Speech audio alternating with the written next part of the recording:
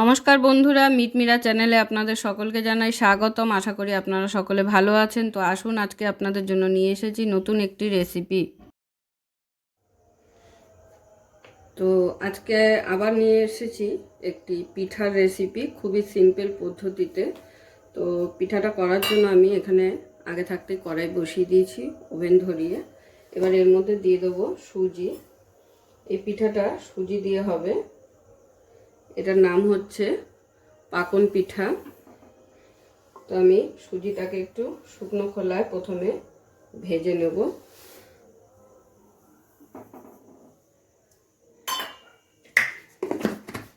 দু কাপ সুজি দিয়ে দিলাম।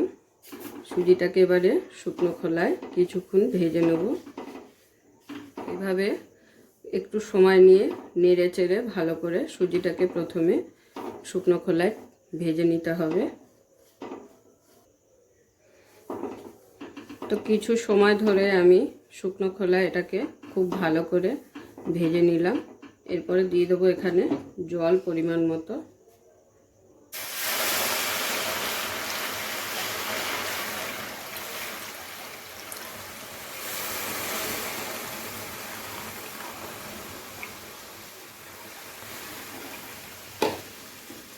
জল দিয়ে খুব ভালো করে এবারে জলের সাথে একটু মিশিয়ে নেব। এবার এটাকে গ্যাসের ফ্লেমটাকে জোরে করে দিয়ে খুব ভালোভাবে সেদ্ধ করে একদম একটা ডো তৈরি করে নেব।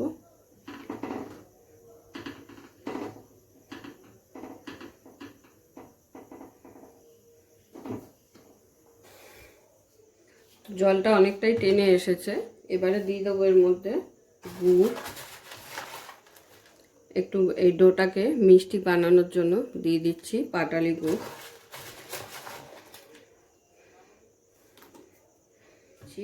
সামান্য একটু লবণ, মিষ্টির স্বাদটাকে ব্যালেন্স করার জন্য।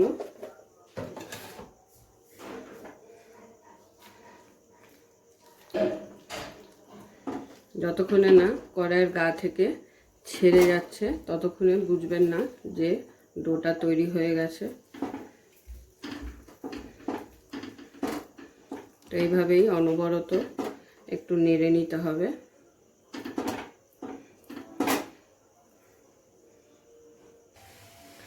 তো দেখুন, এটা কিন্তু একদম শুকিয়ে কড়াইয়ের গা থেকে যে ছেড়ে যাচ্ছে, একটা ডোয়ের আকার ধারণ করে নিয়েছে। তো এবারে এটাকে কিছুক্ষণ রেস্টে রাখবো। রেখে তারপরে দেখাচ্ছি এরপরে কি করতে হবে।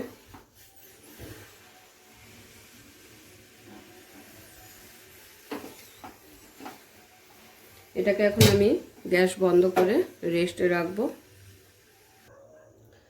তো এবারে ডোটা একটু ঠান্ডা করে নিয়েছি। ডোটাকে আমি এই প্লেটের মধ্যে নিয়ে নেব।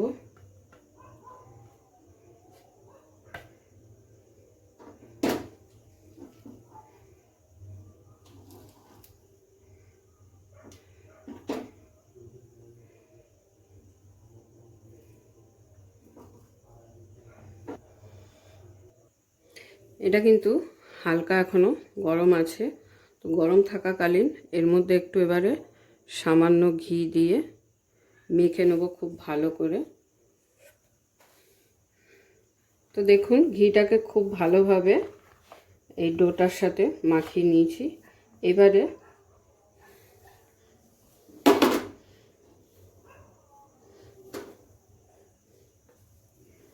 অল্প অল্প ডো নিয়ে একটু আটা ছিটিয়ে এটাকে একটা খুব সফট ডো তৈরি করব। আপনারা চাইলে ময়দাও দিয়ে নিতে পারেন। আমি এখানে আটা দিয়েই করছি। তো দেখুন, হাত দিয়ে ভালো করে এরকম একটু চেপে চেপে মেখে আমি একটা সুন্দর ডো তৈরি করে ফেলেছি। তো এবার এটাকে বড় করে একটু বেলে নেব। তো এবার এটাকে বেলে নেব। তো তার জন্য আবার একটু আটা ছিটিয়ে দিচ্ছি রুটি বেলনির মধ্যে। আর তার মধ্যে হাত দিয়ে এরকম একটু প্রেস করে নিয়ে উপর দিয়ে আবারও একটু আটা ছিটিয়ে দিয়ে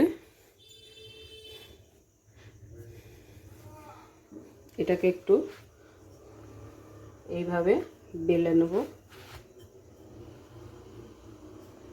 আমি কটা এরকম ডিজাইনের মোল্ড নিয়ে নিয়েছি ডিজাইন করার জন্য। তো এইগুলোকে দিয়ে এবারে মাঝখানে বসিয়ে এরকমভাবে সুন্দর একটা শেপ দিয়ে কেটে নেব।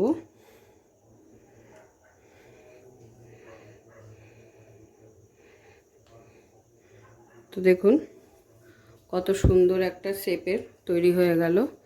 এইভাবে সমস্তগুলোকে আমি কেটে নেব। প্রথমে এই শেপটা দিয়ে কাটছি, এরপরে এগুলো দিয়ে কেটে নেব। তো দেখুন সমস্ত শেপ আমি রেডি করে ফেলেছি। তো সবগুলো রেডি করা হয়নি, আপনাদের আমি একটাই রেডি করে আগে দেখিয়ে দিলাম। তো এইভাবে সমস্তগুলোকে আমি রেডি করে নেব। এইভাবেও কিন্তু খাওয়া যায়, কিন্তু আমি এটাকে আবার পরে তেলে ভাজবো। আর আপনারা চাইলে এইভাবেও খেতে পারেন, কিন্তু এটা যখন তেলে ভাজা হবে সেটা আবার অন্যরকম একটা টেস্ট হয়ে যাবে, আর এটা খেলে অন্যরকম টেস্ট লাগবে। তো এবারে আমি সমস্তগুলোকে এইভাবে আগে রেডি করে নেব। তো দেখুন তাহলে আমার সবগুলো কিন্তু শেপ দেওয়া একদম রেডি।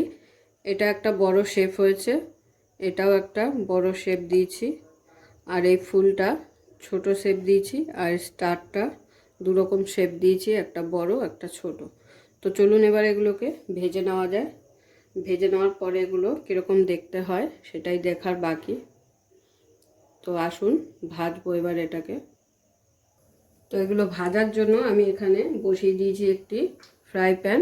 এবার ফ্রাই প্যানের মধ্যে দিয়ে দেবো তেল। তেল কিন্তু অনেকটাই দিতে হবে, একটু ডুবো তেলে ভাজতে হবে, না হলে কিন্তু ভালো হবে না।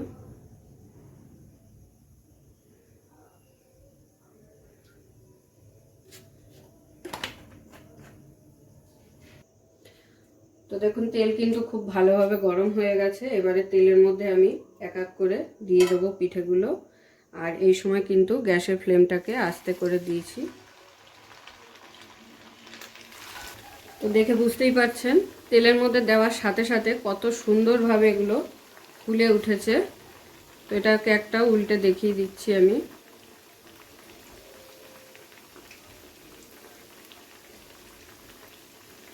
কত সুন্দর আর কত লোভনীয় লাগছে দেখতে। বাড়িতে হঠাৎ করে কোনো অতিথি এলে হঠাৎ করে এইভাবে বানিয়ে খাওয়াতেই পারেন।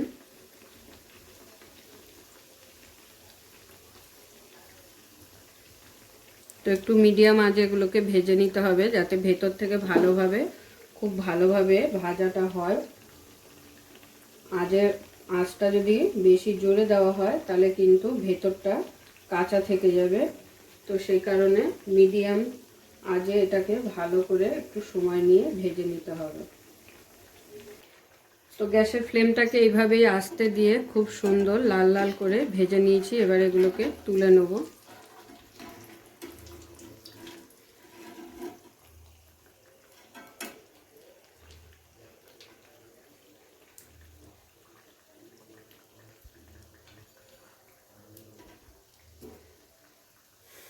তো সেম প্রসেসে কিন্তু সমস্ত পিঠেগুলো এইভাবেই ভেজে নেব। তো দেখুন দেখতে কত লোভনীয় লাগছে, আর খেতেও কিন্তু অসাধারণ হয়। ঝটপট বানিয়ে ফেলুন এরকম পাকন পিঠে। তো বাকিগুলোকেও এই একইভাবে ভেজে নেব। তো ঘরে থাকা অল্প উপকরণ দিয়ে এইভাবে মুখরোচক একটা পাকন পিঠে তৈরি করে নিতে পারবেন। তো আজকের আমার এই ভিডিওটা আপনাদের কেমন লাগলো, পিঠের রেসিপিটা অবশ্যই কমেন্ট করে জানাবেন। আপনাদের কমেন্টের আশায় থাকলাম। কার কার ভালো লাগলো আজকের আমার এই পিঠের রেসিপি। পুরো ভিডিওটা দেখার জন্য সকলকে অসংখ্য ধন্যবাদ। এরকম আরও নিত্য নতুন ভিডিও দেখার জন্য চ্যানেলটি অবশ্যই সাবস্ক্রাইব করে নেবেন, আর পাশে থাকা বেল আইকনটি প্রেস করে নেবেন নতুন রেসিপির আপডেট পাওয়ার জন্য। তো সবাই ভালো থাকবেন, সুস্থ থাকবেন। আবারও দেখা হচ্ছে আপনাদের সাথে নতুন একটি রেসিপি নিয়ে।